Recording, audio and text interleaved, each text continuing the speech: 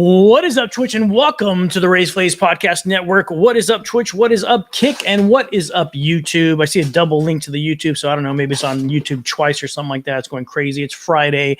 It is out of control, as always. We are in the Mystic Street Studios. My son's in back of me playing NFL, Mac 10, whatever the video game for football is, on his PlayStation, and I'm over here trying to do my stream. So we're got a lot of things going on in the studio, and another amazing show for you as always.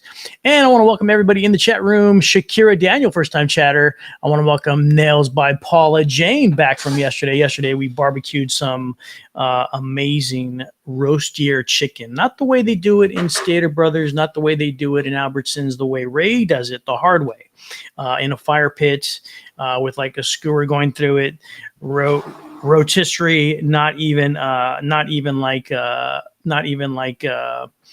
doing it like not even like with an automatic machine or anything like that, like just like moving it with my hand every so often, which was great because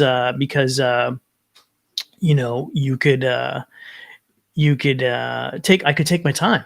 That's the most important part, is I could take my time, relax, talk to you guys. We streamed it live on Twitch. It was awesome. SoCal Mandy hasn't been in the house for a long time. What's up, SoCal Mandy? Hell yeah. Fantastic. It's going to be another amazing show as always.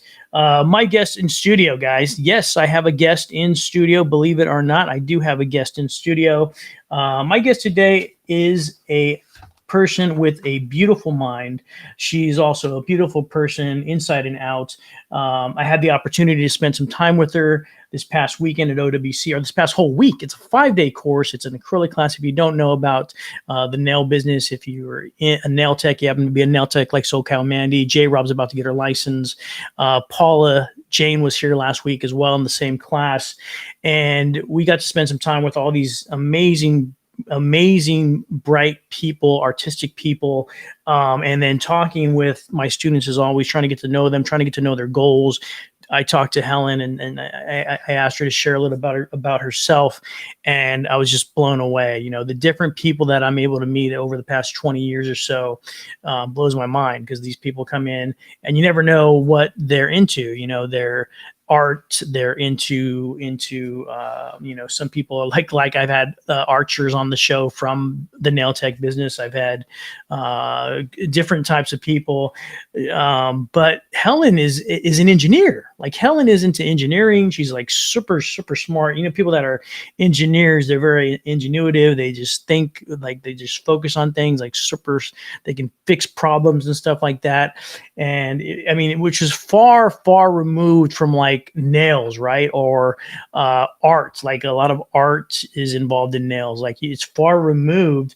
But when talking to her, after talking to her for a while, I kind of understood why she's into nails, why she loves it, and what it does for her, and what it does for, you know, just getting away from that whole corporate scene that we talked about there. But we'll talk more about that throughout the show. It's going to be awesome. What do we got here in the chat? Shakira Danielle, yes, you were such a great group and experience. Yes, awesome group, fantastic. Yeah, it was a really good group. Yeah, we missed the girls already, like I was saying yesterday in the stream. We miss all of our students already. We love having students here. What was I going to say? It made total sense. Yeah, cool. So, without further ado, please help me welcome my guest, Miss Helen Fleming, to the show. What's up, Helen? Hello. Hi, Ray. How are you? Good. How you doing, my friend? I am well. I cannot complain, because who wants to hear it? But I'm sure you would, but we don't need to. We want to be all positive in that. Oh, did you say you don't want to complain, but you do have some complaints? No. I was like, even if I did want to complain, it's like, do you really want to hear it? Well, you never know. We'll move right on into this show. You know, I've had many different guests in the show: guitar players, cooks, archers, and a lot of them have sat on this couch in the studio with me in person. A lot of them have talked over the kind of Zoom like this, or Restream, which I'm using now. Some musicians from Denmark and Sweden and stuff like that. So what's kind of cool is you never know which way the show's going to go. Hey, I'm ready for it. I'm one of those people that I believe in. You rowing upstream. We like, oh, we got to switch directions. Okay, turn the boat around. Let's row in that direction. Like, you have, and it's cool because Twitch is so cool and comfortable. Like, it's just a chill conversation. We're hanging out, so we get to know a little bit about you, but also we get to hang out. We've got our friends with us, so we're not alone. We've got Paula Jean in there. We got Shakira Daniel. We've got J Rob. We've got SoCal Mandy. My whole community's in the house. And so it's not like we're just going to be able to like be alone. We're going to be with our friends. We're in a conversation with the room. H-Town Love's in the house now. Don't worry about being late. H-Town Love you, H-Town Love. Thanks for coming on. We're going to get disrupted, which I love because we've got redeems going on. There's points that they're gaining right now. There's funny things that they make me do. So you never know what craziness is going to go on during the show. Hey, I'm all for it. Hey, the more the better. Let's have some fun. Yes, absolutely. So let's get into it. Let's get into knowing a little bit about Helen. She's an amazing person. First, tell everybody what I know before we start, there's certain things that you can't talk about. If I ask you something that you can't say, just say I have no comment or whatnot. We should just let me know. But and I'm sure the government's watching right now, so you never just to freak you out. So what is it exactly that you do? Well, to best on like besides nails, besides the nail part. Besides nails, right? Paula Jane, no military secrets in the house, none whatsoever. So what I am is an engineer program manager, and I actually do work in the defense industry. So I spend quite a bit of time nuancing with basically people from engineering, from finance. My job is very multi-structural. And that I get to touch many parts of the organization. It's not just me just doing my job, but I also have connects with leadership and as well as at times dealing directly with our government, with contracts and that. So it's a very fulfilling position. I have been in my field for some time, and I used to be in the automotive sector, believe it or not, for a while. And oh, really? Yeah, I was in the automotive sector, designed vehicles on the automotive sector, was everything from a structural, like a front floor engineer, did brakes, worked in plants, installing tooling, and even been an engineer in the legal side, in the legal department, where learning to break down information from the engineering jargon to more so like a layman's term. So when the corporation had to go to court, they had all of their documentation and be able to tell, the court or the people on the jury exactly what was done to vehicles when they were, being sued. So I've had a very versatile career and switched to defense a few years ago. Holy moly! So we'll get into some of the hopefully some of the weapon systems that you designed, stuff like that. but talk about how that's an interesting way to get into what you're doing now. You're obviously a kind of a communications bridge between all the corporate. I know what it's like if you're in a corporation, you have artsy people, you have accounting type people, you have the big wigs on top, and there needs to be kind of this, sometimes the communication doesn't always gel between the different departments, depending on, because the minds are so different, right? Yes. And that's what I want to talk about today is like you have people that are kind of numbers people. You have people that are kind of artsy. You have people that are just kind of like logistic type people. And so it's fun to be kind of that. I'm kind of like that. I kind of like I can talk to anybody. I can talk to Ramon. I can talk to me. I can talk to the people in the warehouse. And you're kind of like that yourself, where you have that engineering mind, but you have a good skill of communication. Obviously, you must, and you're able to talk to the different departments. Is that the case? Yes, most definitely. And a lot of times it is trying to bring understanding between those departments, because I also have to deal with money as well. And lots of people, the management of, these micro organizations within the organizational structure itself. And so a lot of time is definitely spent trying to help each different department understand what the other one is doing. And sometimes I'm also what I would say is the gatekeeper, or keeping certain things from other departments when other departments don't understand them. So I'll give you an example. Yes, I Engineers, was gonna say, give us an example. All right, here engineers, we go. we love to design things to last forever. With that, we Hmm. will work on it forever. But yeah, Oh, there's this thing called costs and money that has to be spent for that to occur. And so right. sometimes there has to be this bridge between engineering and finance, which is a lot of times where I come in and helping finance to understand that I'm like, okay, I know you have a budget and I know that you want engineering to only go so far with their designs, but then I also have to talk to engineering and be like, okay, we got to find the middle ground where we stop working on this thing, okay, because we're running out of money. And so when that happens, Yeah. I can explain to finance, or I can explain to engineering, okay, here's how much money we have. Okay, this is what you have left to do what you're going to do. There's nowhere you're not going any forward anywhere. And so finance then gets an understanding where they're like, okay, if you help us understand what they're doing and what they're working on, then we can better understand, do we need to find more money or do we need to cut more money? Because it doesn't make sense to them when you tell them, oh, we just need more money to do stuff. So Sure. Yeah, they're probably even the creatives are like that. Engineers are like that. They obviously want this thing that they're building or they're creating to be perfect. right. What's up, Ramon on Kick? Ramon's on Kick as well. I want to say hi to my friends on Kick. Ramon's on Kick live on. Hey, Yeah, there you go. There you go. You remember Helen. So there's guys, there's people. Ramon's a great example, actually. He's the example of like of the positive, because there's artists that will create things and they'll create, and they're creating a creative for you, or for your example of the engineers, and they're creating and they're really getting into this, building this, and they want it to be perfect. Of course, they want it to be great, but there's just some point that the product, I'll say product because I'm coming from a product background, but for you, a tank or whatever you're making, I don't know, I can't say what you're making, but whatever you're making, there has to be something finally done. Maybe it takes, I don't know how long does the average project take over there? The average project can be anywhere between 5 to 10 years, but the engineering development usually takes about 3 years.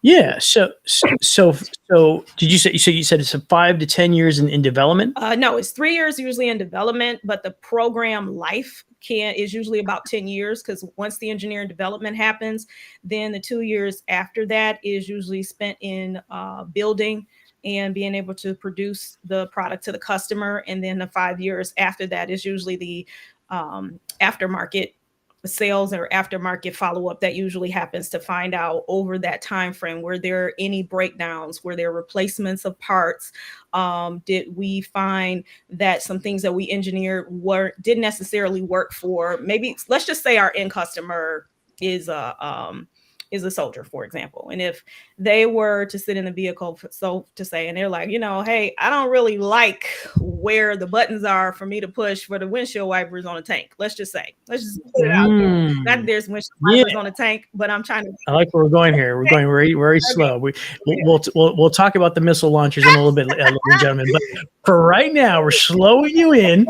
We're going to talk about windshield wipers. All right, here we go. He didn't like the way the windshield wipers are. Like I'm on a tank. Let's just say it. We know no windshield wipers. He's driving down the desert, and there's like all this mud and dirt. We can't see. Coming.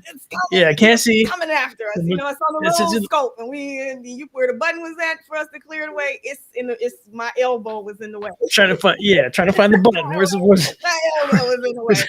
So yeah, where's the button? I mean, it's stuff like that. So yeah, like so say we got like a vehicle that maybe has to go through the desert or something. People are driving and they're like, the air conditioning won't work past if it's 120 degrees outside and we're driving for 3 hours.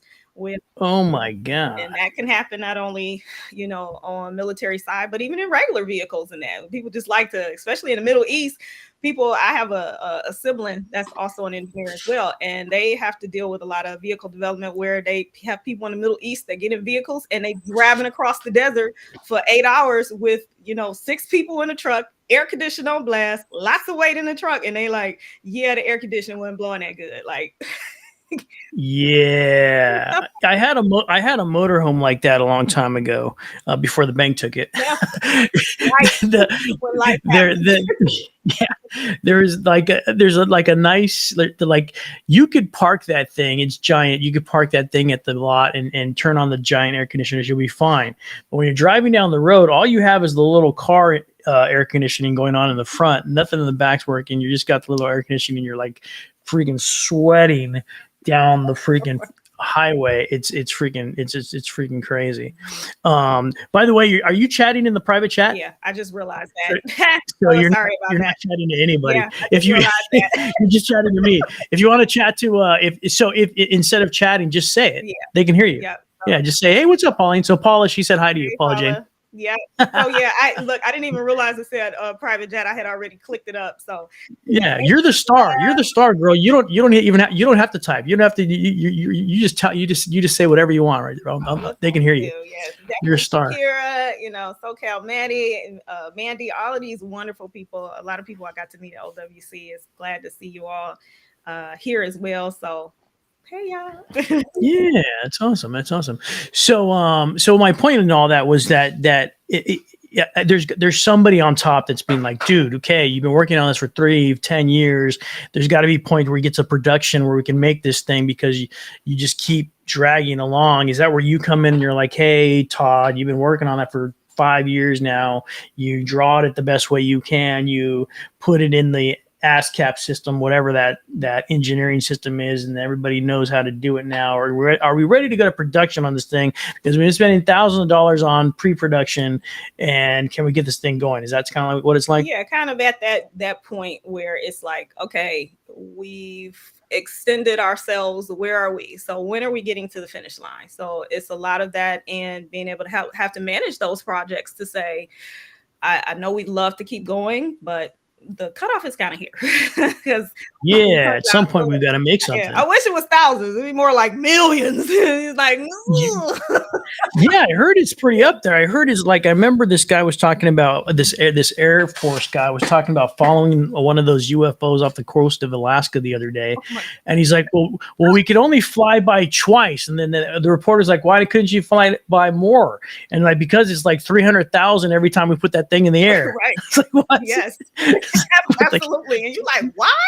Be like, oh, we went through specifics. You'll be like, oh, it's just a whole list. And be like, oh, it took all of those people. It took all of those things. It took all of those systems. And there's a cost that's associated. Wow. All those people. And I suppose gas went up as well. The economy probably hurt them a little bit too, right? Yeah, probably up in the air somewhere, even though I'm going to say the government probably gets a little bit of a break. Little bit, not that much though. So yeah, they don't get a good discount at Arco for their gas there on the airplanes, right? Because Arco wants their money like everybody else. It's like, we understand. Damn, that's right. What's up, Serena the Pink? Hype it up, Serena the Pink. Type it up. If you're just joining us, we're with Helen Fleming, engineer, the beautiful mind. She is an engineer for a top secret company. We can't even mention it. It's like Ray Kurzweil from Google. You can't say where she works. So she's talking about the different things she does. She's kind of a bridge between the different departments there in the corporation that she works at. Let me see here. These are always good. Yeah. Hold on one second. I just want to change one thing. Okay. Yeah. Hold on one second. Yep, still here over Raves Blaze. Getting our conversation on. I want to get my kick people involved here, so I want to make sure that they're nice and cozy as well. Love my kick people. Thank you, Ramon. Fantastic. So that's crazy. So you also, the way you come into it though is from the automotive sector, but let's go back just before that time. How did you, when you're getting into the automotive, can you say what company that was at that time? For what? For the military or for automotive? For automotive. GM. For automotive. I work for GM. Okay. So you're going to work for GM. Mm-hmm. You're applying for what job over at GM?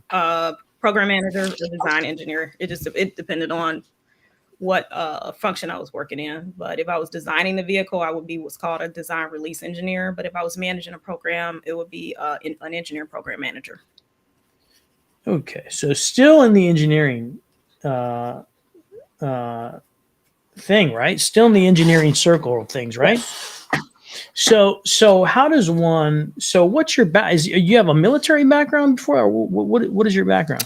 No, I actually have 2 engineering degrees. My undergrad is in mechanical engineering, and my bachelor and my master's degree. My bachelor's is in mechanical engineering. My master's degree is in mechanical engineering with a focus actually on biomedical engineering. So I have those as my background. I ended up going to a university named GMI Engineering and Management Institute. Go Bulldogs. And when I was a senior, they renamed the university to Kettering University. So what was it called? It was called GMI Engineering and Management Institute, and now it's called Kettering University. It is actually the same university that the CEO of GM, Mary Barra, went to. So I went there, and the way that college works is that for 3 months you work in corporate, and then the next following 3 months you work in school, and you do that on a rotation for 5 years.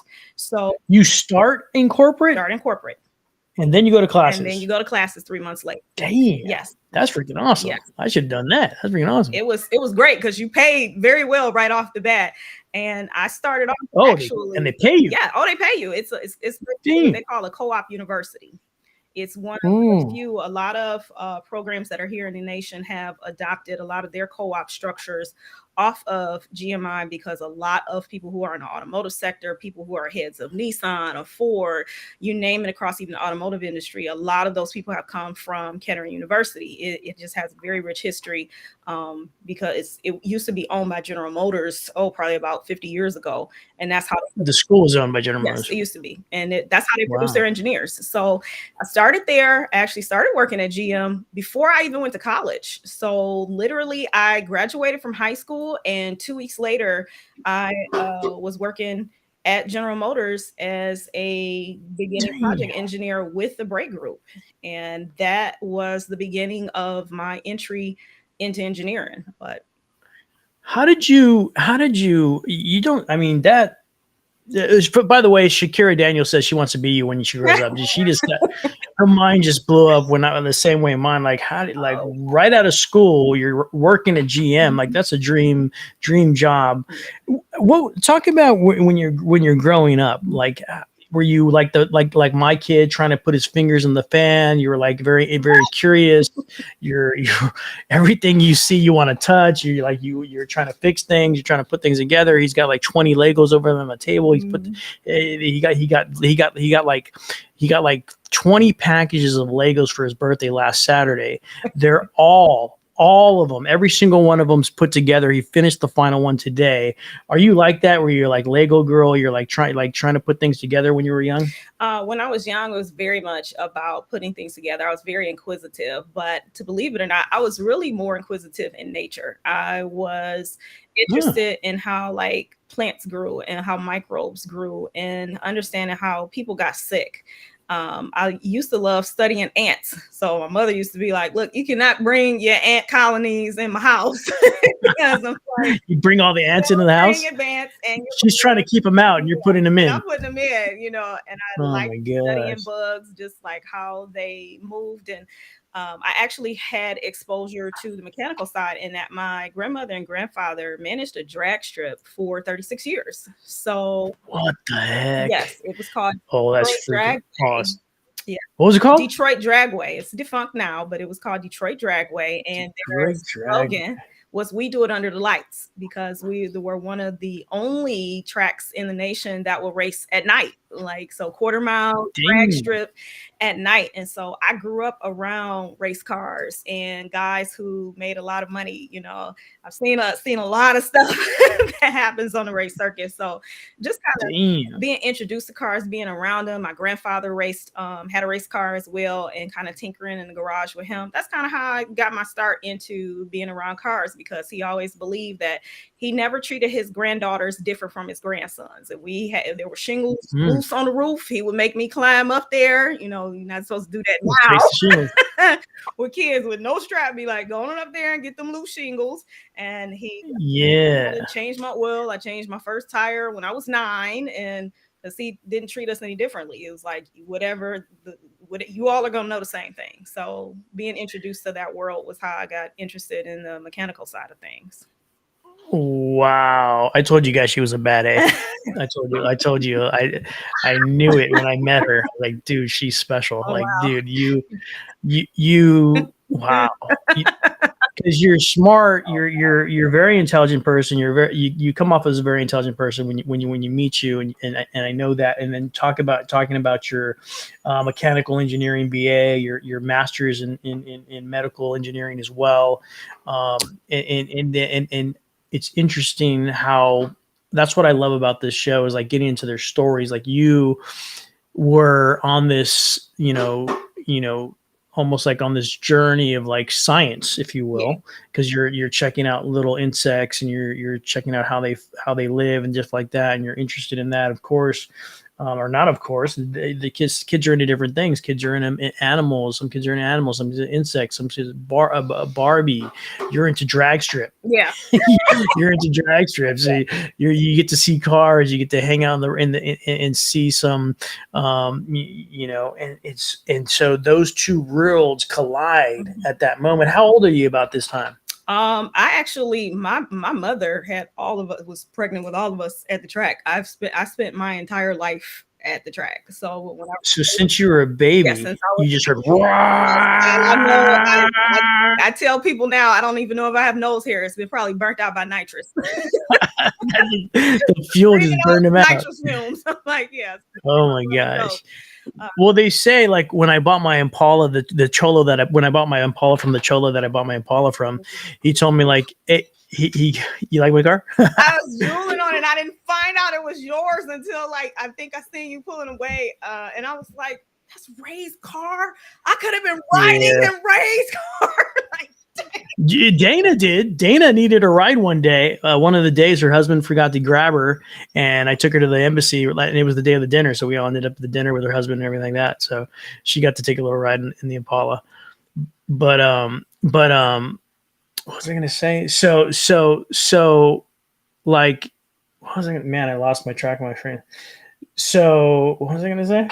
That's funny. We were talking about the two worlds of mine colliding, of how I ended up at the drag strip and trying to find the age. And I was like, I grew up kind of there. My mother had us at the drag strip pretty much basically. And I had no. Yeah. Okay. There we go.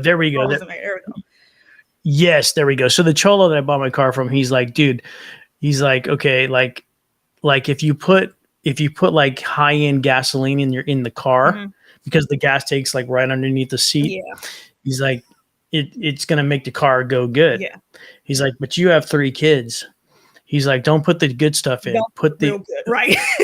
Yeah, he put the unleaded in because number 1, you'll save money, and number 2, the fumes from the unleaded, he said, makes his kids fall asleep faster. I was like, what? I don't know what that's saying. What are you talking about? Before I give you my money, hold on a second. What are you? Is there holes in the car? What's going on? Can we borrow your car? We got 4 kids. We'll be back in 20 minutes. I swear. Just 20 minutes. 20 minutes. Like, no. Yeah, man, it was crazy. This is crazy. So he's like, the fumes will make your kids fall asleep better. And there are like little cracks, like in the back of like the, old cars have little holes here and there. It's like a little crack. I don't know if maybe the fumes coming back now. Maybe he's talking about that. I don't know, but it didn't work. My kids stay wide awake all the time. So it didn't work for me. What's up, lemon makers? What's up, lemon markers? Lemon markers in the house. Lemon markers in the house. Serena the Pink says you are definitely a bad ace. You are. It's awesome. So you come in, so those two worlds collide, the cars, the biochemistry, engineering, and then did it seem like when you were going to school, did it seem like it was like, I mean, how old are you when you're in college? Like what age were you? Like I went to college at 17. 17? Yeah. Holy so right. Yeah, you said that you were GM right Mhm. out of the Right out school. of school. You're working at GM. Um, dang. So are you dang, that's crazy.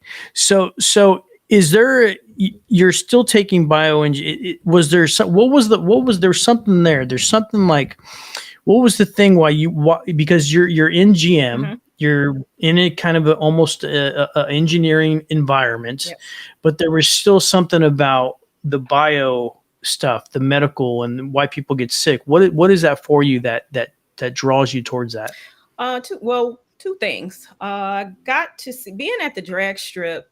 It's unfortunate, but I did see a lot of accidents, and I also seen Mhm. a few fatalities at a young age. Jeez. Because Wow. unfortunately, there's a moniker that says the safety of the sport was built of the blood of those who spilled it. So Hmm. those who, Like does that mean like you were learning as we go, yeah, basically? yeah, pretty much, and they died on the racetrack. And when I was younger, was looking at stuff like how the old school roll cages and that were, and we're like, even when I was young, I was like, man, we should be able to make this safer. We should be able to make this better so that these men, I remember that I only knew of one woman that raced at the time, and that was Shirley Muldowney, but she did an alcohol funny car, but there wasn't really many women. It was What me. do you mean an alcohol funny car? Was she drinking alcohol No. and driving Alcohol really funny funny? car is the fuel that goes inside of a race car that goes right now. They go in speeds of excess of 300 miles an hour.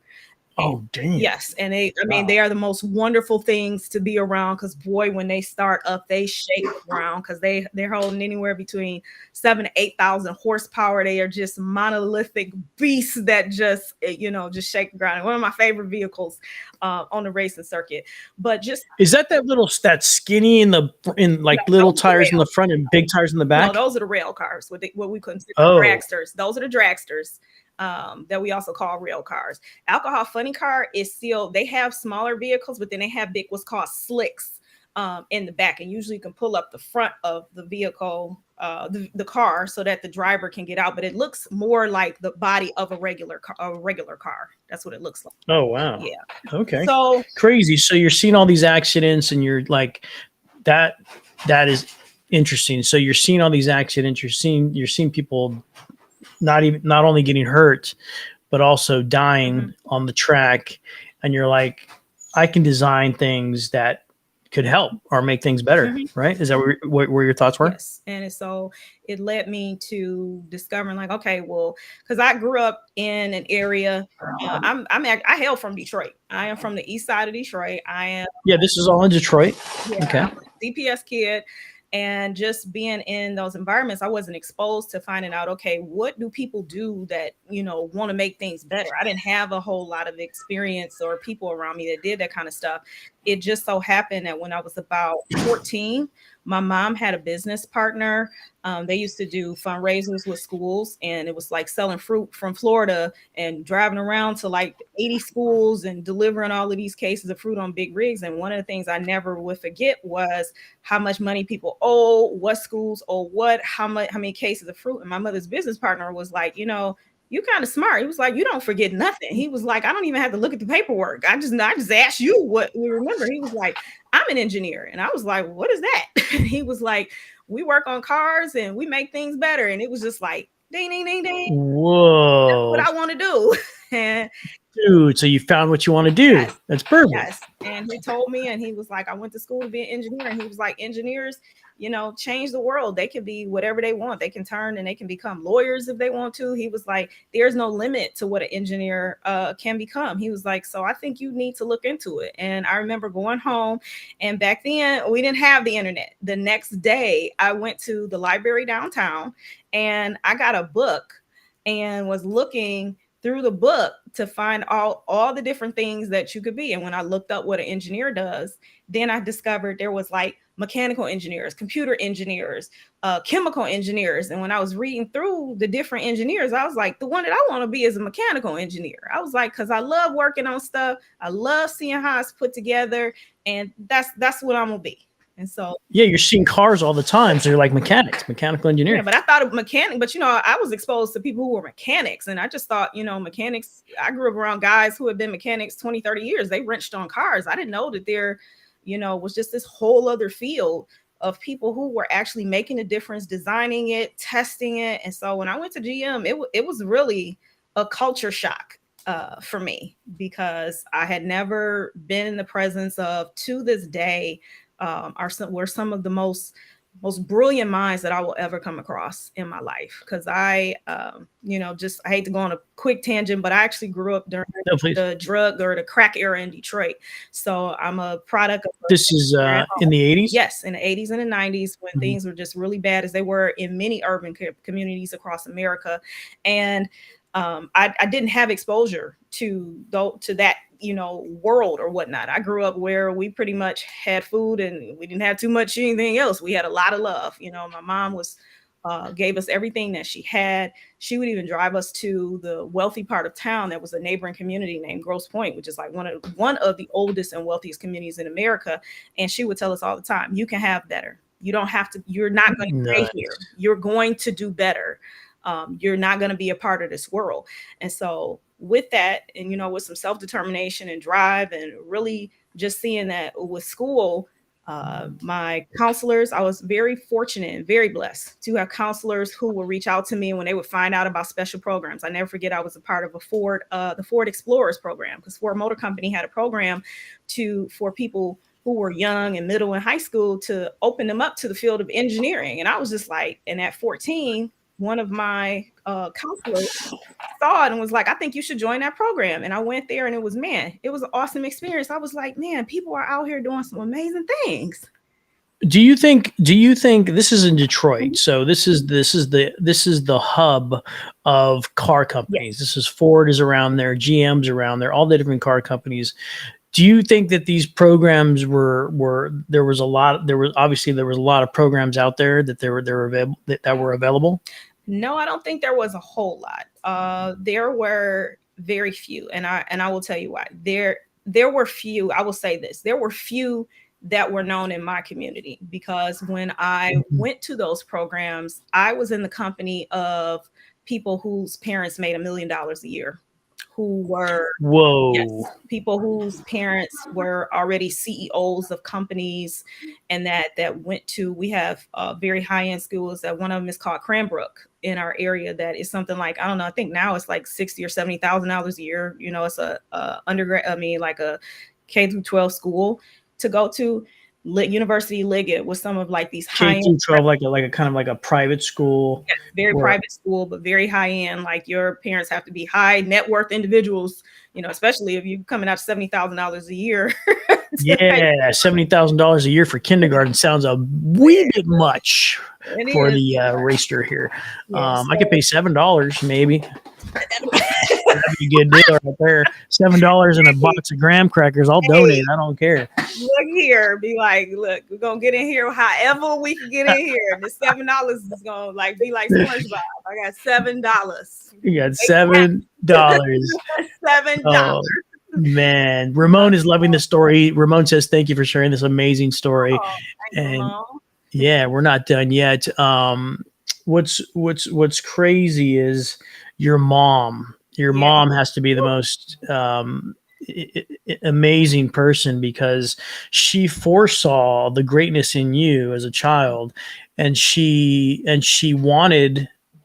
not only wanted but knew something better for you. You understand? Like, she wanted it as a mother, but she foresaw it in you that you could be something better and that you can have something better, and embedded it in your psyche, so that when you went out into the world, you felt you could do it. You had the ability, but there's a difference between having the ability and knowing that you can do something. And I think your mom gave you that kind of foundation. That was awesome. Most definitely. I, to this day, call her my favorite girl. She is definitely my favorite girl. I'll be honest, growing up, she was my mother. She was not my friend. She was tough on you. Oh, she was tough. And I used to ask all the time, because here's the fun fact about me. I did not date until I went to college. I didn't know parties in high school, anything. Why? Because my mother was, I used to say, that Linda is a little screw short. I like your mom. I'm liking her every bit. As a parent, I am liking it. No dating till college. I love that.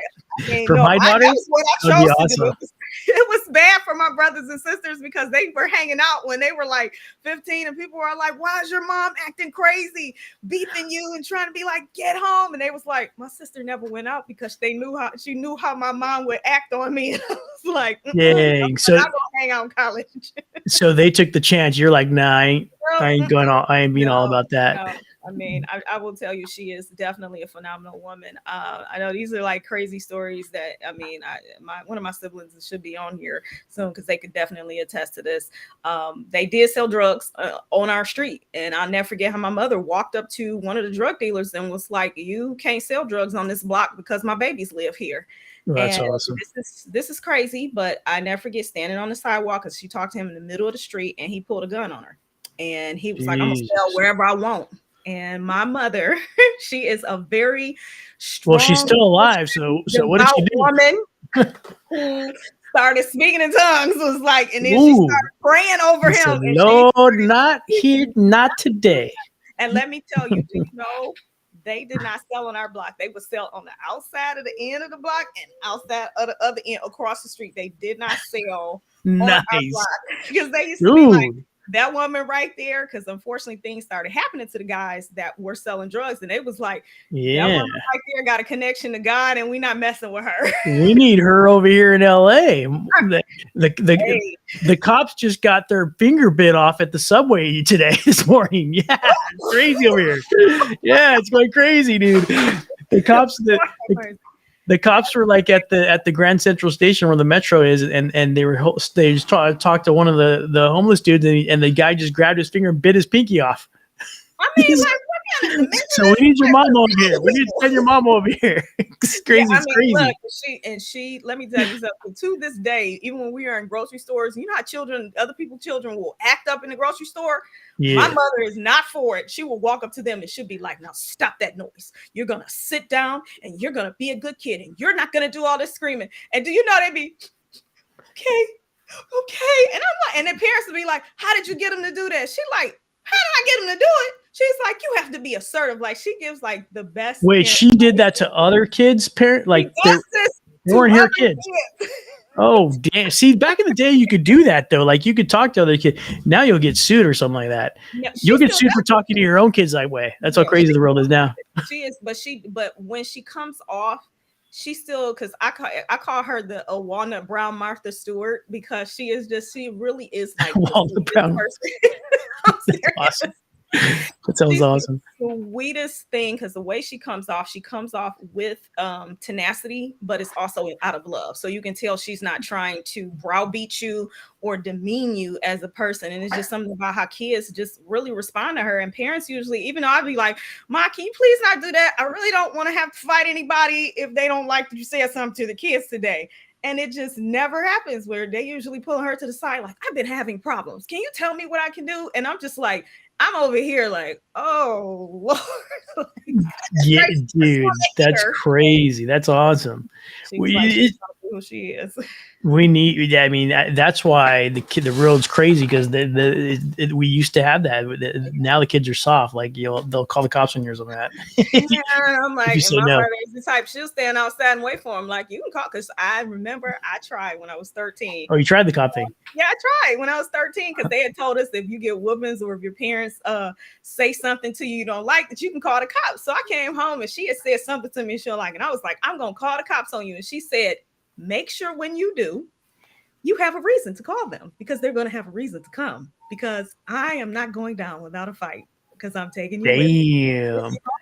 And I never forget, I was like, "Yeah, no, I ain't trying you. No, I'm all right." Said, "Make sure you have a reason, and if you don't, I'm going to give you one." And I'm like, "Nah, you ain't that bad. I don't need that much smoke from you. I'm good." Yeah, no, heck no. That's crazy. So your mom keeps you on the straight and narrow. I think it's definitely. I mean, the studies show it's hugely important for, when the parents are involved. It definitely makes a difference. There was all kinds of stuff going on my block. I can tell you stories for days. And thankfully, my dad and my mom were like on me, like, "What are you doing? What are you doing?" And then you're so annoyed when you're a teenager, but when you get older and you have kids of your own, it's like, oh, that's what they're doing. Because, dude, there's so many different paths I could have taken and not been here with you, and that would have sucked.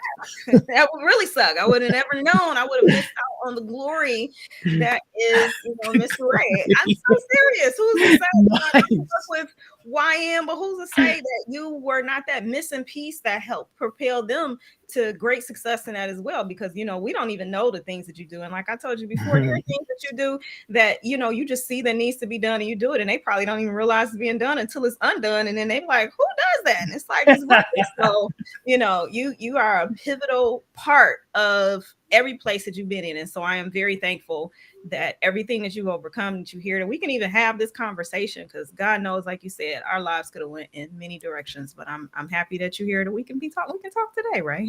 100%. That's why.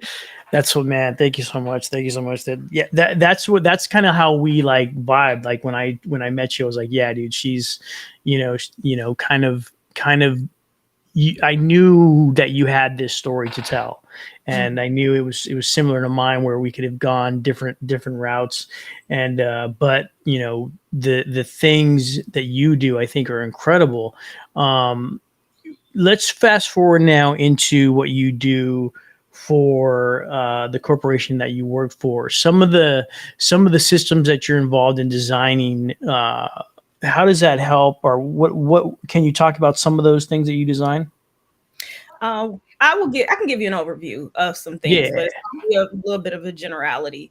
That's great. I will definitely say that the focus for a lot of people, as right now, we know the AI technology has come in, and we've seen things where people are doing like the drone strikes instead of sending in actual human beings and stuff like that. So the focus is always to protect human life. So whatever way we can do that, and that we can make systems and make technology so that, especially from the US side, the government has the ability, to defeat our enemies, and our people don't necessarily have to be there to risk their lives. Okay. That's so awesome. That's, I would have to say that a lot of that is more so the focus, where we can keep our men and women out of harm's way, but they're in the background, still having that human element to conducting and moving things around, so that we can fight our enemy without sacrificing our men and women. That's interesting. I see that with, like, first of all, we'll go the most simplistic way of like China sending over a balloon over the United States, being able to survey every base in the United States and doing all that with that technology, a real-time view of what we're doing here in the States. That's one technology. And then you talk about the drones. We've been using drones since, back to talk about the Iraqi war, we're using drones, right? Yeah, so goes back further to the Cold War. Really? Yes, there was technology that was already in play during the Cold War to be able to spy on people. It just wasn't known at that point, but there's a lot of secrets and stuff that has started to come out over the past, I would have to say, the last 10 years, to let people know technology was there and it was being utilized, but it was very secret. What do you think about these, like, these UFOs, or that's no other word for them, but the craft like that have been coming off of like Alaska and been in areas like that in parts of Canada? What do you think those are? Do you think they're drones, or do you think they're what kind of would you have any guess of what kind of craft we're dealing with? I will put my personal opinion on things. Yes, with a bit of knowledge. Wink, wink.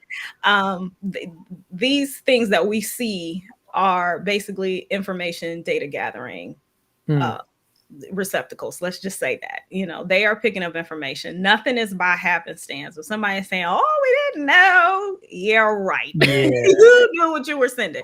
So what we're seeing is just the abundance of the gathering of technology by utilizing the things that we have at our disposal, like the connection to all of these satellites. And, we have the internet and stuff. And what a lot of people don't know is that even your Wi-Fi signal is kind of like a giant X-ray inside of your house, believe it or not. Yeah, they can see everything. You can see everything, even your phone. Yeah, even your phone. So if Yeah. somebody were to drive by, so just think, if all of our houses, which most of us have Wi-Fi, it's like a big giant X-ray. How much information are people able to get by flying over neighborhoods, flying over houses, and Damn. extracting information from our devices or from whatever, versus when, 40, 50 years ago, they had to send people and spend years getting them undercover and being a double agent. Right. There's no jobs for 007 anymore. No, He's out of a job. really Now need it. they just fly something over your Yeah. house. And we hear it, and I'm like, we just hacking away, and especially with this advent of AI technology, and that it's just even more, has the world has even opened up even more, where there is really no limitation. We're doing the best we can to keep the hackers and everybody else out, but let's just be honest, there really are not any secrets. There's no way, right? There's no way. And to that point, obviously, and only mention it just a set. Like, if you don't know that everybody thinks they're private. There's nothing private. There's nothing. And they know everything about you. So let's get that off the table. That's done. Let's go on to this. Like, is there any way? Like, they're obviously spying on us, right? They're using these crafts to come and spy on us. Is there any way that we can stop them? It's not. I will tell you this: our government has done an excellent job at putting in technology to be able to thwart the ability of a lot of these drones or whatever, UFOs or balloons or whatever, from trying to extract information. Because before it used to be driving down the street. Well, now it's open air, and being able to gather information from the open air. And that's why things are floating over things. But our government is not stupid. Our military is not stupid. Okay, I want to hear that, because it seems like they don't know, but they're probably not saying. They're probably not saying what they're doing, right? They're not saying. And the thing is this: would you really want to come on television and tell your enemies, "Yeah, we knew you were there. Yeah, we already had defense technologies." Right. Act like a bubble, But they really can't say that they know what's going down. Yeah, that's good. That makes me feel better, because it looks like they have no idea, but they do. Okay, that's good. That's a good thing. To understand this: when information is put out, it is controlled. It is highly controlled. And the thing is that information is put out to be directed at certain organizations, people, or whatever, to get a certain response. And so while we're looking at the news like, oh my God, that the sailor or whatever put out all of this information. Yeah, the Air Force dude. Really? Did we really not know? See, that's the thing.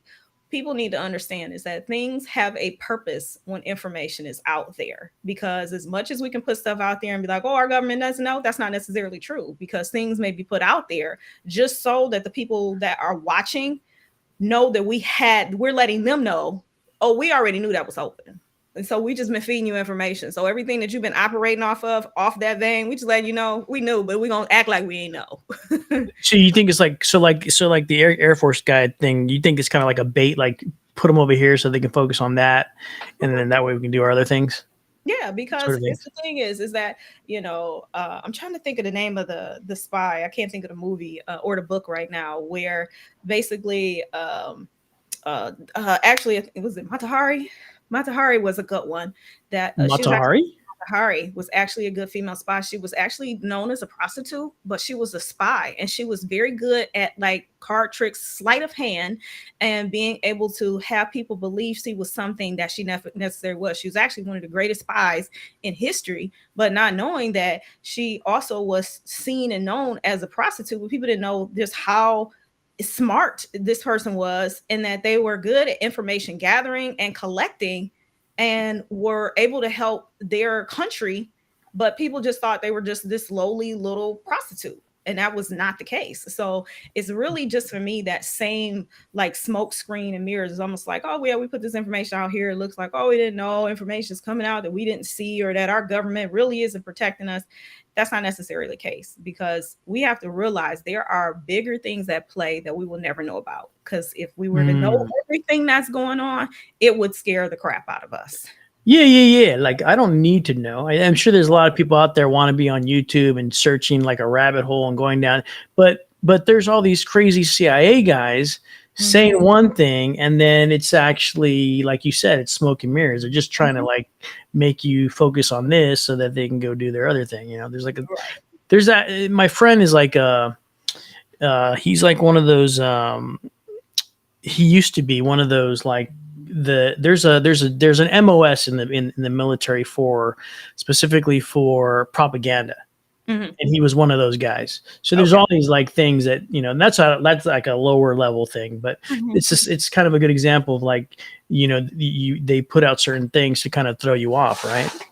Yeah, a lot of it is because we got to always realize that we are dealing with enemies, both foreign and domestic. As much as we would love to think that everybody here in the United States is for the United States of America, that's not true. No, it's probably only 3, huh? By now.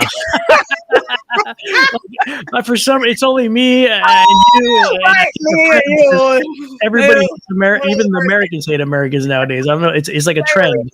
It's like a trend or something. That's what it is. Sometimes it's crazy. I still love this country. I've been all over this planet. Let me tell you, it is nothing like coming home to America. And a lot of times when I hear people spewing a lot of things, like, granted, don't get me wrong, I am a Black woman in America. I have experienced my share of racism and everything else. Sure. But the thing is, it's never deterred me from doing what I need to do with my life. So, I understand that those are some of the things that have come with the territory. But even with those things and having traveled everywhere else in the world, it's still nothing like coming home to the United States for me. Nothing. A lot of those people, they've never been anywhere. Yeah, and that was actually what I was about to say. I can tell that they've never been anywhere because I have been in third world countries where there is no electricity, there is no water, there is no food. Okay, I remember going on a mission. I was in India, and we had, at the time, I was a doctoral student, and I was trying to present my research, and we had to visit a community that had no running water, and we were looking to utilize a lot of the information that we were researching on to make that community get better. Okay, these people had no water. They were digging holes with spoons to use the restroom. Spoons? Damn. To dig holes. Imagine if you ate some bad chorizo or something like that, and you had you had the runs, and then you only had a spoon. You're like running down it. Get fast. Let me tell you something. That was a humbling experience. It was like, if you were mad about anything, let me tell you something, that our projects look like the Taj Mahal compared to being somewhere that's like thatch huts, and they give you a spoon and be like, you have to dig a hole to go. And it's like, damn.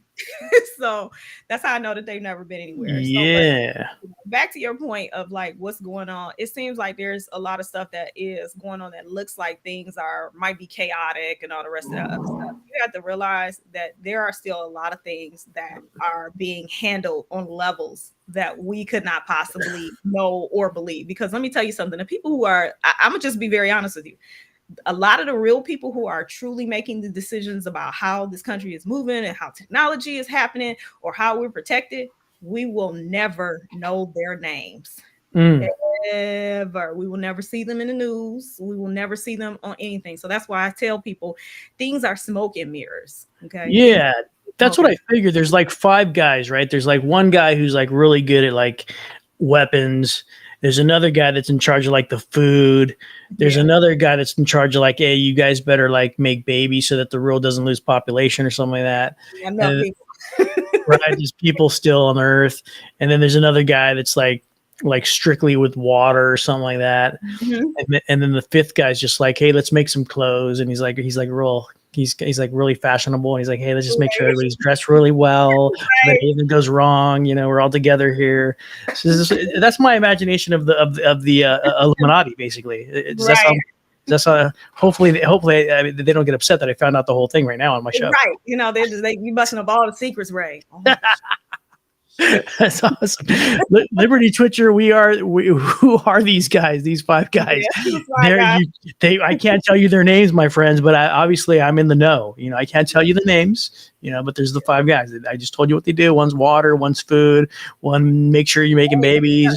They telling you what's going on. I'm loving H-Town Love. It was like I was Southern Mexico. We had dirt floors, bathrooms a mile out, no electricity in it, just a hole. So I know what it's like in other areas, and life here doesn't compare to life back home. Girl.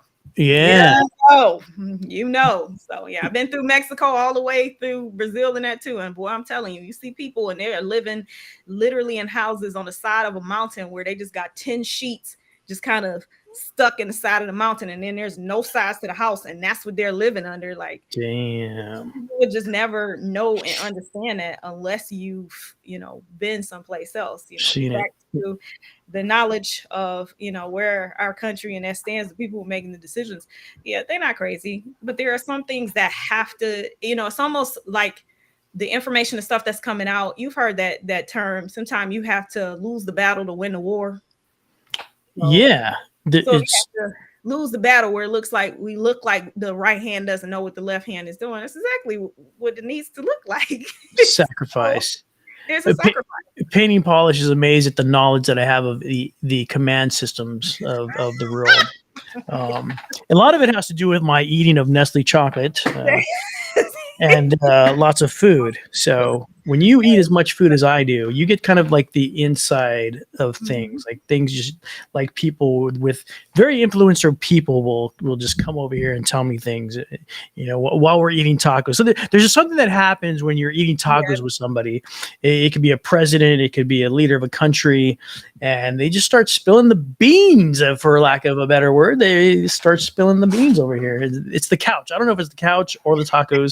Hey, it could be both. I mean, it is. Let's just be honest. It's something about food, because I'm like, they say the way to a man's heart, and let's be honest, a lot of times it's a woman's heart too. Yeah.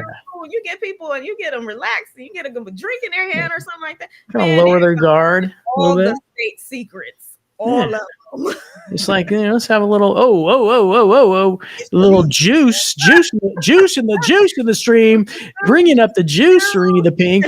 Like, juice with a sprinkle on top. Juice gang, juice gang. Michelada juices.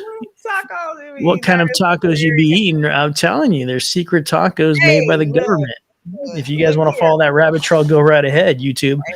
Look, they go right there if they want to, and I'm trying to tell you, you'd be surprised. There you go. Oh, talking about the juice. Serena the Pink just redeemed the juice. Let me go find the juice. I'll be right back. Helena, hold the fort 1 second. All righty. Oh my goodness, y'all are hilarious. I mean, y'all are downright hilarious. So to all my people that are over here on IG, please join me over on Twitch at Raised Flays. We're just having a conversation in that over there, and you probably learn a little bit more about me in that while you're over there, because I'm kind of spilling the beans on myself, something I've never really done before here. So come on over, join us, as my nephew would say. Come. So oh goodness, y'all are really, really funny. Y'all are really, really funny, especially when you was talking about juice gang. Helen, if you have not met the juice, this is the juice. No, I mean, I've seen juice on, when I've looked at other things. My secret weapon, the juice. That's right. To get you to come to me, and he stroked the juice and let out your secrets. Yes, this. Yeah, they're like petting her, and then all of a sudden the stench from her destroys them. So like if you had Putin right here on the couch and I handed him the juice, we would literally save the planet, because juice stinks so bad he would probably die. He would fall over and die, and then I would be a hero, an action hero. Which just be like, look, like we gonna solve all of this. I just solved everything. Transporting the couch, Ray, and juice. That's the whole military secret. It's the juice. We transport. You're going. The chemical weapons. Yes. It's gonna look like your studio. That's the weapon. Yeah. So we have a plan. There's the juice. There's the juice, ladies and gentlemen. Serena the Pink with the cheese in the stream, juice gang. We just solved world hunger. We just solved world wars, everything, all the battles with the juice. With the juice. Hey, juice. I think Painting Polish says it might be start saying stuff, and I'm just like, I'm gonna see the doggy. See, about to make me do it. See, something with it. See? No, I'm not falling for it. It's the face. Look at this face. Everybody falls for this face. Look at that. Oh, just so precious. See, yup, warming up my heart. See, nope. It's the juice. Nope. It's just the juice. It's just the juice. Just the juice, man. Juice, and the kick stream knows about the juice. Kick knows the juice. Twitch knows the juice. It's happening. It's happening. We just solved all kinds of problems with the juice. What do you think about, like, recently the generals were talking about, like, space being a part of some of the situations? Like you talked earlier about satellites. You know, if I can imagine that there's a whole world of space out there. There's a lot of space for no other. I don't know what to say, but like space in like stars, meaning, and also space and like there's a lot of space. If someone were to take over that space, they could pretty much see everything that's going on down here, right? Yeah, because we have to realize too. One of the ways that we can get information moved from one place to another are through satellites, and people would be surprised probably how many satellites are launched on a daily. I can't give you the number, but there are a lot daily. This is not once every month, every 2 months. Satellites that are launched. So Elon Musk is very busy, is what you're saying? Yeah, probably so. Doing stuff we don't even know about. He's rocketing rockets out there like I used to do when I was a kid, getting the rockets from Kmart and putting them in the field. He's launching rockets into space every day, probably like 30. And you got to know that that's just one person that we know about. Okay, remember I said everything is smoke and mirrors. Yeah.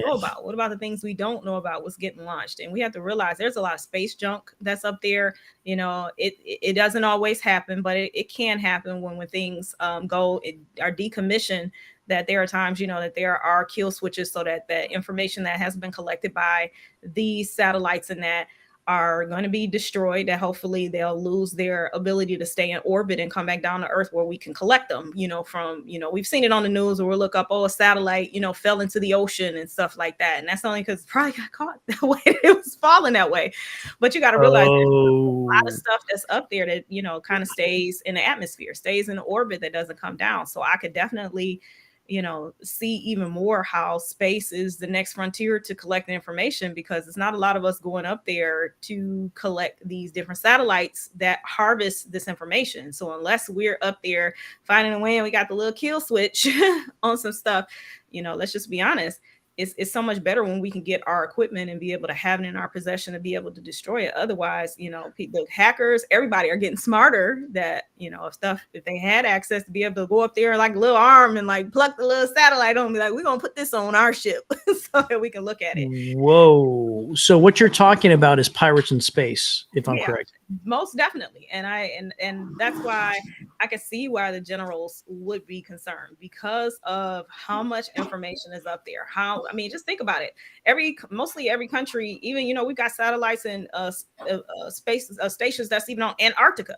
How do you think we're sending their information? We're not always sending people through the straits down there to collect it. We're using satellites. So in real time. Real time. And every country, especially every major country, doesn't matter if they're a third world country, has satellites. So right. I am even if it's like for us, it's very, you know, it takes years to design these NASA satellites. It takes Russia probably many years. My friends in Trinidad, they probably just got like a jiffy bag of popcorn, like, you know, the metal, and just kind of put something together and launched it into a space with a kite, and that's their kind of satellite too, right? Yeah, but you know what? I know I'm laughing, but then again, I'm not, and let me tell you why. Because I can say from being in some third world countries, I've seen some of the most innovative engineers of people who never went to school. That's what I'm saying. Laughing about the jiffy popcorn kernel, they usually take scrap and do amazing things that people with billions of dollars don't have access to. So I would not be surprised if they are finding ways to send their jiffy popcorn tub up into space, and they figured out a way to utilize all of those, you know, internet signals to collapse them into like one focused beam to be able to extract information from a satellite. I wouldn't be against that. I'm not saying that I have, but I would say that I could just say from just some of the most amazing things that I've seen, when people who have had nothing and they turn it, they have technology and resources that they do stuff, and you'd be like, people who got $1 billion didn't even do what you're doing. So yeah, there was this dude in Africa the other day that had a full-on DJ turntable system. Oh yeah. Did you see that? With junk and it And he just make it microphone and work. everything. Yeah. I mean, But like, you can imagine, like, if technology is way up here, it's like when we like if like when technology is way up here and those guys, then like the basics of it, just the basic structure of it is being experimented with at a lower level. most Just like definitely. you have like hackers and stuff like that are, you have low level hackers, you have Mhm. mid level hackers, you have super hackers. What do they call them? The black hackers, the white hackers, this, the good guys, the bad guys, Yeah. all in between. So you're going to have that. You're going to have those different layers. Yeah, and it's just one of the things that we need to realize is that there's been so much development, when it comes to technology, because we know that the war right now is information, that in trying to keep it secret, trying to keep it covered, trying to make sure people can't snatch it from people. And with that, I believe it's also giving people an opportunity, like you said, to use those base things, because let's just be honest, even though we might be using computers and that, the base of it, they all still have motherboards. We haven't gotten rid of that. So no matter how fast our technology is going, our internet speeds, how we're getting information, upload, download, doesn't even matter, billions, trillions of web pages, we still have basics that we are utilizing that is still a part of our society. And with that, why wouldn't someone who even what we would consider on a lower level be able to use those basics, like a computer from the 90s, and be able to re-engineer it by adding little pieces of gold from something they found out in the scrapyard, to be able to infiltrate a lot of the knowledge that we have? Because I believe that some of that base knowledge is being lost because people are so high up on the levels of all this technology moving 100%. that the people who are going back to the basics, even something as simple as understanding DOS, which is like one of the first operating systems on a computer, is what is being used to take down some of these larger systems, because they're using the basics of our world and our Exactly. And by the way, for the people that out there that don't know what DOS is, basically it stands for don't overeat salami. So if you just be very careful with that, it's a system that you don't want to get too ahead of. Do not overeat salami. Don't My public service announcement to you guys. You're hearing it firsthand, people, just in case you didn't know. So you I love salami too, Serini. You know what? I love the freaking the Italian from Jersey Mike's. That's my favorite sub ever. Do you love it? It's you know what it is? It's their vinegar. It is like you get it in there, it's just especially with the lettuce and everything, the bread, it just, and then they give you enough meat, because a lot of places don't a lot of ham, a lot of salami, and then the gabagoosh. The gabagoosh is in there. Hey, put it right on top. Gabagool? Oh, the gabagool. Gabagool. My son corrected me. He knows the gabagool very well. So yeah, you would be dumb not to use your knowledge for gain, right? At a lower level, if you're in a small town, and you're in a town that's like known for selling peanuts or something like that, right? Mm-hmm. And the guy next door is selling, like, maximizing his peanut production, and so you're like, well, how's he doing it? And you send over your little, like, airplane over there to the field, and you see how he's doing it, and then you come back with data, and that's the game. It's the data, it's the information, and whoever has the most information these days is going to be the winner. Yeah, and they're selling it to the highest bidder. Exactly, and selling it to the highest bidder. Yep. Crazy. And it's crazy. It gets so deep out here that, like, my mother used to tell us this all the time when we were younger about Hollywood. She said Hollywood is highly informational. She was like, so anytime you see things that are coming out on Hollywood movies, she was like, don't dismiss that. And she was like, they're just preparing you for what's coming. And if we look at things like even Back to the Future, we thought Back to the Future was so futuristic. Now, granted, we still don't have the straight flying cars all the way, but we have. But Abu Dhabi does, don't they have flying cars over there? They have one that they do use in that, but to see it where, like, everybody is using it, like everything that happened in those movies, all of that technology is now defunct from those movies. Yeah, Sereni's talking about, she was thinking about Alien versus Predator technology. Mm-hmm. I went to, like, Terminator. I remember when I was watching Terminator 1, I was like, this is actually a prophecy. This is actually the future, Oh yeah, right? man, for real. Like Right? when you like, oh, the computers really are trying to turn on us. Like, Like, mm. like the dude had a hand in the wall. That was the main game. Oh yeah, you're right. Like Forgot once about he that had, part. once he unlocked the hand, he's like, dude, they have a hand now. Now Right. the robots can have the thumb. You Yep. know, they can do things, and here we are today with robots. Yeah, and they're looking more and more, human. They're having more and more of the human movements and feels. We see it all the time, especially for a lot of robotic technology that comes out in like Japan and China. Which, granted, they use a lot of their robots for very different extracurricular activities. Oh, the However, Japanese. yes, Oh, but you mean that they're I know what they're using them for. I'll say it. I'm not ashamed to say it on the show. oh, okay. I try to make sure. They're using the robots to play. I'm gonna say it. Chess. Is that what you're talking about? Chess, aren't you? They're doing chesty things with them. They're playing chess with They're the playing with the chess. with the robots. So those bad Yeah, Japanese people. They're very bad. yeah. Playing chess with their robots. Yeah, so we just seeing the That's world, sexy. changing, and those things that we used to think like, oh, that'll just never happen. It's happening faster. Ramon wants to know, how do we know you are not a AI race? Really, Please. Ramon? Really, Ramon? I could be just telling you. I could be saying this interview exactly the way that the government wrote it, and asking the questions exactly the way the government wanted me to ask them. Because we do have Helen Fleming on the show. So before I came on, there was a program put into my brain to ask the questions the way I'm asking them. Very good, Ramon. You found out. You know the secret now. There we go. I'm supposed to tell Ramon. You told this whole secret. You So caught us. Sing the song from the YN.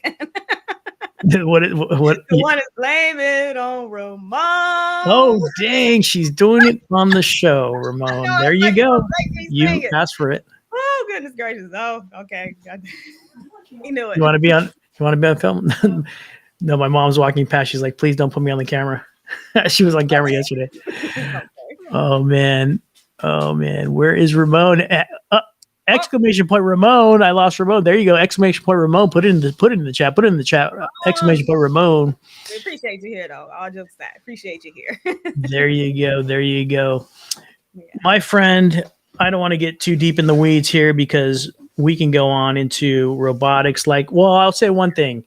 I think here's my just guess of how the future goes. You talked a little about at the beginning of the show about how AI is going into the future of warfare. I foresee, and you've seen this on YouTube, you've seen robots actually shooting, you've seen them fighting. I foresee a battle wherein there are no humans, that there's robots fighting for each side. And that's kind of relates back to the comment I made a little while ago that says that we're doing what we can to keep our men and women out of harm's way, that they're still behind the technology, because even though, yes, we may have AI, it does have the ability to think, there's still a gap there in terms of the human side of being able to forecast, to think, to be able to process, because an AI, because we have to remember, when we're programming AI, we're programming it from a very logistical point of standards of saying that if A equals B, then you can do C, even though it is involving where it's doing a lot more thinking and being able to build those connections to say, okay, if I see this, if this scenario, it repeats this many times, this is what I need to do for that outcome. There's still a human element to things, because everything is not necessarily black and white, or that it's not necessarily going to have the outcome based on a set of parameters that have been programmed into it. And so, yes, right. We are definitely coming to the time, because we've seen it, some of the technology that's out there. We've even 40 years ago, they figured out how to send in dogs to go into the mountainous regions and that where humans couldn't go, And right. So the whole point is to be able to use technology to do, but there's still a man or woman that's still got a little bit of their hand on the trigger to say, okay, no, I know the AI wants to do this, but we see something that you don't see. Right. But with the recent developments with chat AI, do you think that our chat GPT, do you think that, well, do you think, first of all, humans are technically obsolete? I'll say that. And what's holding back technology actually is the human. Don't you think? It is, and it's a twofold purpose to that. Okay, one is that if we allow the technology to continue to think and learn and change like it has been doing with AI, and that it could definitely take us out the game on so many different It could potentially program itself, right? program itself. And we've seen there are instances where that has occurred. And that's a problem, because when you have something that is powerful enough, like we've seen it in the movies, and people are like, oh, okay, we think it's a movie. But we have to realize that pretty much robots and computers run our world right now.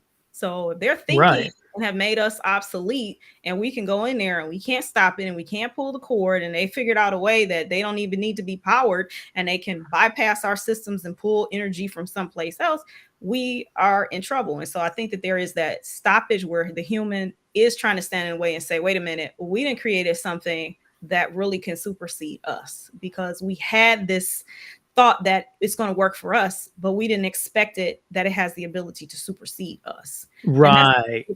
With right. AI. The beginning was making it, like any technology, making things easier, discovering things to make life easier, to make your life easier.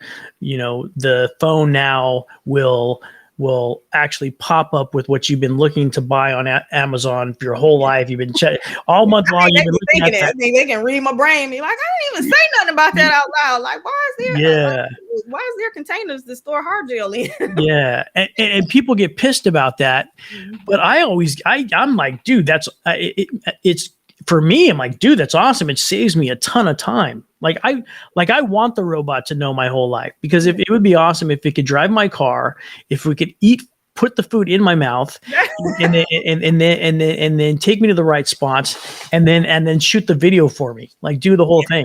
That would be good. The problem is, if I've seen, I will say this: I've seen the good and the bad side, and when it's bad, man, is it bad?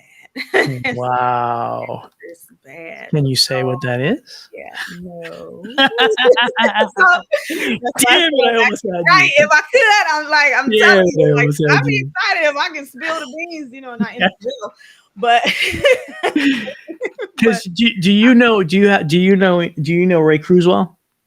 No, I don't. Like, you familiar with his work? He was, I don't know if he still is. He's the head of robotics over at Google, and he wrote a book called The Singularity is Near. And he talks. I see the title. That's actually in my collection of books, because I read at least 3 books a week. So that's in my lineup for me to read that. Yeah, read that, because it basically, that's where I get the idea of humans being obsolete, because he talks about the technology being exponentially going forward much faster than it's ever had over the years, continually faster and faster and faster, where things are change in a day as opposed to with years, and then humans not being able to keep up. So it's crazy. And I mean, the thing is that it has happened.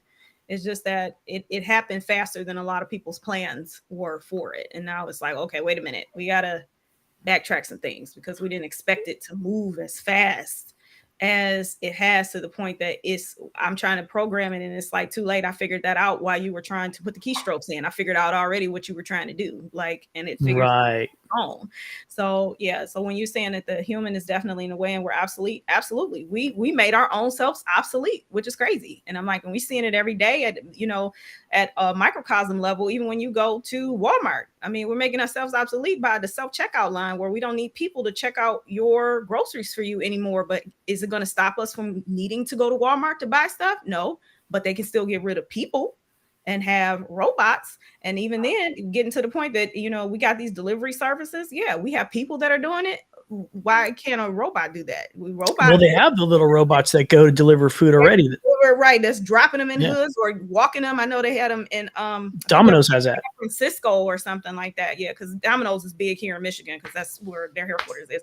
So yeah, we definitely have that. But I'm like, we are obsoleting ourselves at a rate, and a lot of times we're really getting to a point that it truly is going to be the have and have nots, and it's going to be sooner than we think. It's crazy. It's crazy. That's the main point of all that. It's like the humans becoming obsolete, the ability for AI to actually program itself, and eventually the future of robots creating themselves, sentient beings. Eventually, the job would be of the human to stop it. Yeah, right? It would be like the only job. Well, let's look at the chat. They're going crazy in the chat because of the crazy things I'm talking about here. They said there was a teen. We're at Ray Slays on Twitch. What is it? Nothing. Sorry, I hit the button on my computer, so don't worry about me. Nice. They said that they copied a teen's voice and called the mom, telling her to send money. I told my 17-year-old we need to code words so that you know it's really you, because this is getting crazy. That's okay. I'm gonna stop you right there. Every family needs to do that. Every family needs to have the code. Every family needs to have code words. You also need to have code words about where you all are going to meet up, so you know where to go when you need to. If there's an emergency and you all aren't at home, you need to know, or if you can't get home, you need to know a place where you need to go and the code word, so that the only people that know where to go are you all. That way, if you say the code word, everybody already knows where to meet up. Not just saying, "Oh, let's meet up at Walmart." No, but you have a code word that if they hear it, be like, everybody, that when you hear it with your family, you already know we need to go meet up behind the Walmart on 68th Street. Code word meetup. Yes, and you definitely need to have code words. So when people call, and never discuss this stuff over the phone. Like I would be inclined to be like, if you could be somewhere and your cell phones are not near, no technology, not even your doggone car keys. I was going to say that because there's hope right there. Like you're saying, have a code word. That's a good thing to do, but the freaking phone can hear you. The robots, they can hear you. They find that code and you're screwed. Yeah. I mean, shoot, I'd be at a metro park here in Michigan. I mean, I'm sure there's a lot of places around here. We got metro parks that there's nothing around for a while. Like, might be a good meetup spot to be like, this is where we're going to talk about what our code words are. The place where like that room, like there's that room that, what's that show is it CSI or something, where the walls go up and it's all the black room or the black box where they like, where they like, there's no information almost. Yeah. Like, no electronics go through there. Like Faraday's, where they create the situation like a Faraday's cage, where no signals come in or go out. So yeah, like that. You need that in your house. Hey, look,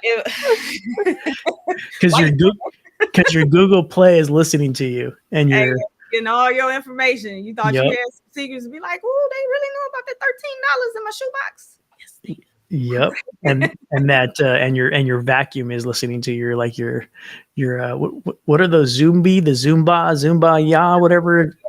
Oh my God, I was like, the Zumba thing is just a whole nother story. Which you just have to know, anything that it has an internet-based technology behind it, it is usable to spy on you. So that means all of your Siris, your Alexas, all of your Google Homes. Like, Ramon says he has a Faraday cage. It's freaking awesome. Faraday cage. Dude, can I borrow the cage? How big is that cage? Funny, Will we all fit in there? I want to barbecue in that foil? cage. Is it covered in tinfoil? Top and bottom? Exactly. I need a tinfoil blankie and a barbecue. You're right. And I'm good to go. Like, and then a freezer of endless supplies of meat. It's only as good as what's in there for you to grill up. So there you go. Holy moly! There's all kinds of like survival secrets that we can actually.